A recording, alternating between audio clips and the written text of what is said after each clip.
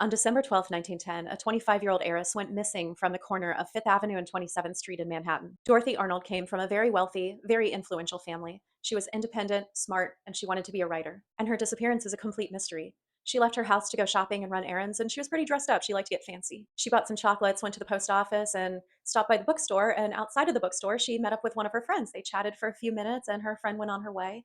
And that's the last time anyone ever saw Dorothy. When Dorothy didn't come home for dinner that night, her parents started calling some of her friends asking if they had seen her. No one had, and her parents asked them not to mention this to anybody. They were very sensitive to appearances and they wanted to avoid any hint of scandal. Later that night, one of her friends called to check in, and her mom said, yes, she did come home, but she has a headache and she went to bed.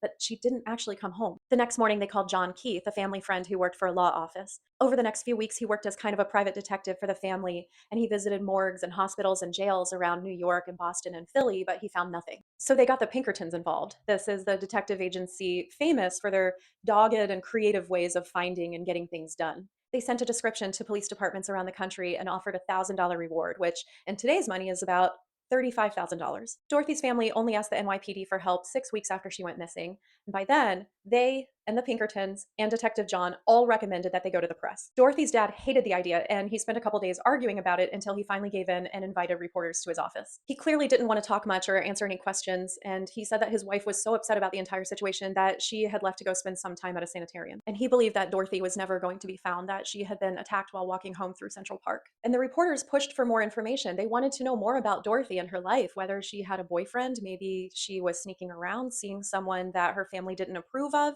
and that made her dad really angry. He said the family wasn't stopping her from seeing anybody. He would love for her to have a boyfriend, especially if it was someone with good social standing and with a good job, not someone who had nothing else to do. And the way he said it made the reporters think that he had someone specific in mind. Tomorrow, I'll talk about what happened next. Save this so you can remember to come back or go to my profile to see some more odd and interesting history.